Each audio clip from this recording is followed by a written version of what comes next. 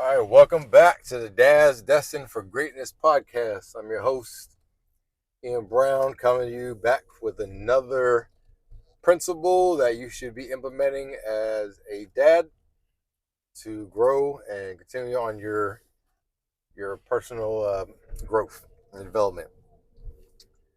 And I have to say, man, I just want to tell you, like, I'm so excited right now because I today has just been an amazing day. Um, I was able to get so I'm in the military, of course, and the military they buy things all the time, and then they after I think it's like a shelf life of 10 years, depending on what it is, they just can it and they gotta get rid of it, right? And so they'll just literally throw it in a dumpster.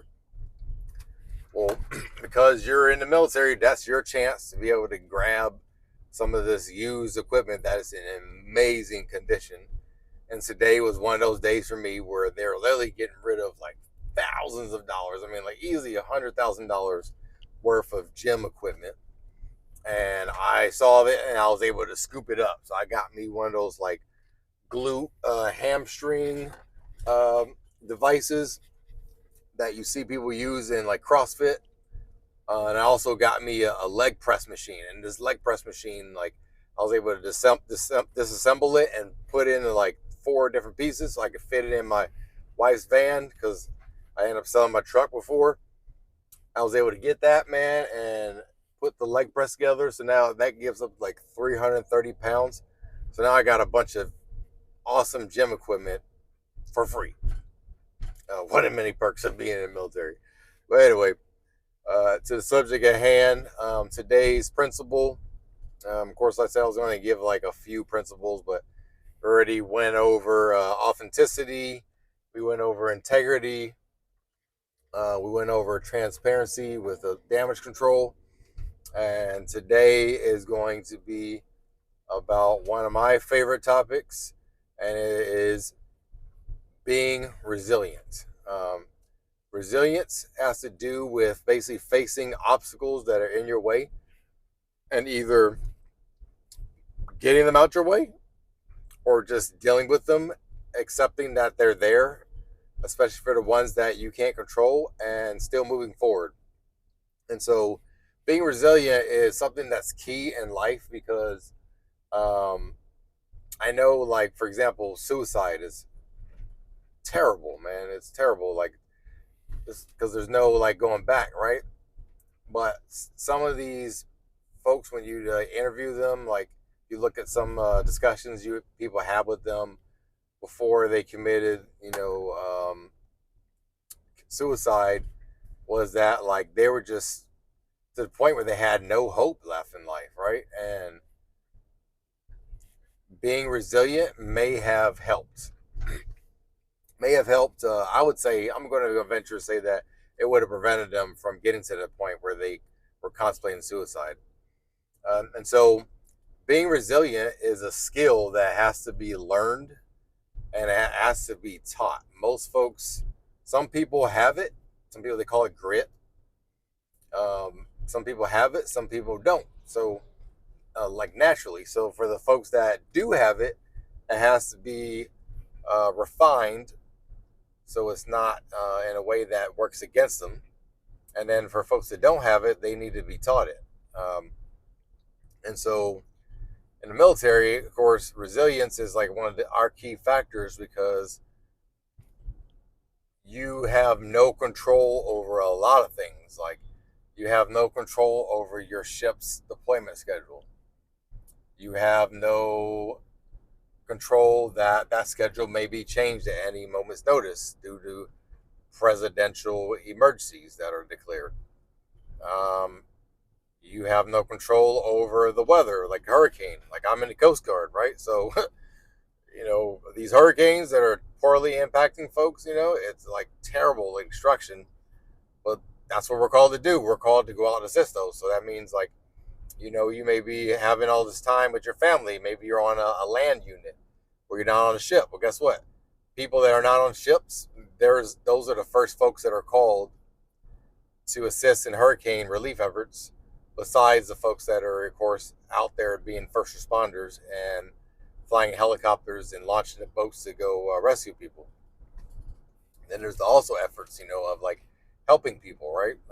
I've been in deployed a couple of hurricanes. Most recent one was Harvey in Houston, and saw utter destruction, and got down there, and the Coast Guard pretty much had already figured things out. So since we were there on the government's dime, we hit the streets and started just hitting random neighborhoods and be like, "Yo, well, we're here to help. How can we help you?" And we would help them throw things out, help them rebuild, knock down walls, spray things with ammonia and bleach, to kill the mold. There's all kinds of things they're doing, right? And those folks, like those people that were in the hurricanes, like they have to be resilient, like, because at that point their whole life has been destroyed and they have to move on. And it's just how they're going to move on that's going to determine their fate. And so, as dads, it's our job to prepare our kids for the understanding that the world is full of problems. Problems are unavoidable, and you have to work your way through those problems. One of the things that they teach you in counseling when it comes to dealing with stress and anxiety is accepting things that you cannot control that come into your life, but then taking ownership of the things that you can control. What does that look like as a dad? Looks like my kids going to school, right? One of my kids recently started experiencing a calamity, a medical condition. That is outside of our control, outside of their control. So we can't get rid of the fact that he has a condition. But after going to many neurologists and specialists, we found out that there are things that will help and prevent him from having these episodes of neurologically where he loses control over his limbs. They've come to find out they call it functional neurological disease. No one knows where it comes from, but it's basically like, for my computer geeks, the hardware is intact, the brain's working, functioning, but there's a glitch in the software where he does complex things and it shuts his body down, where he loses control over his limbs. That can involve him falling, etc., right? Looks very scary. It looks like somebody that may have has multiple sclerosis, things like that. And so he has to relearn how to do these complicated things. That requires us to be resilient, right? Because now my son is going through something that we've never experienced. We weren't prepared for it. We have to just adapt. We got to overcome. One of the things that he has to do is work out continuously.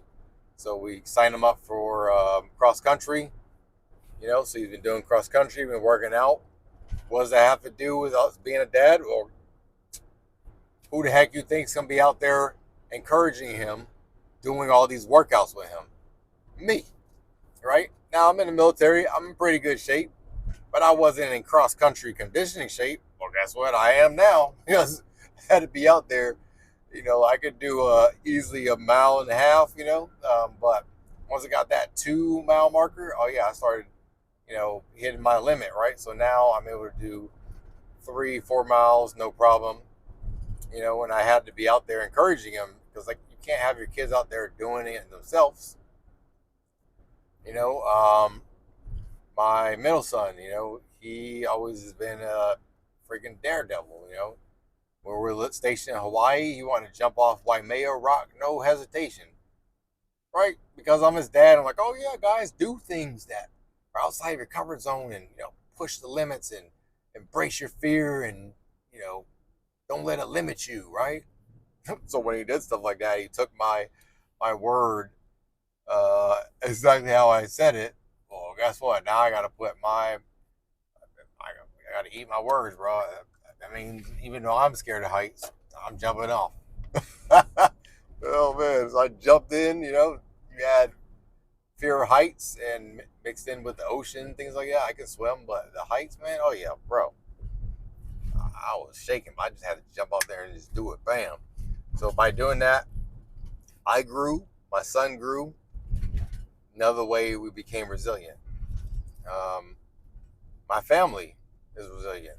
They're resilient because I make sure that when I get deployed, I make sure that they have everything they're going to need to make things as easy as they can. That involves making sure they have a power of attorney to act on things while I'm gone. Um, that means making sure we have extra money saved up for family emergencies. Um, Orchestrating with my friends that know how to fix things, make sure they're on standby. These are all things that have to do with resilience. And being in the military, when you join, you may not even have resilience or adaptability, but you learn it real quick because if not, you won't survive. And it's pretty much forced upon you to have resilience based off our mission sets, which cannot be altered by us folks that just execute the mission. And so, if you and your family are going through things, and you're right now feeling the sense of wanting to give up and quit, I encourage you, don't do that. Dig deep. I'm here to help. One of the things that I do that I've failed to mention is I do coaching. I am a certified coach with the International Coaching Federation. I actually have a thing I'm doing right now where just trying to just help as many people as I can, and I'm doing that for free. No catch attached. At the end of that coaching session, you can decide whether it's for you or not, and then I can give you some more information. But right now, I'm giving away free 30-minute coaching sessions, and I'll put the link in the description for my calendar where you can sign up. But I'm here to help. Like, this is one of the things that I've realized. One of my passions in life is people, and specifically helping people. Why am I so highly passionate about that? Because there's no way in hell that I would have survived the craziness that I grew up in without people helping me. And people helping me when I didn't even ask for it. Like, they were helping me in many ways that I didn't even know until now. Like, this one lady telling me, like, I was a man of sustenance. I didn't even know what that meant.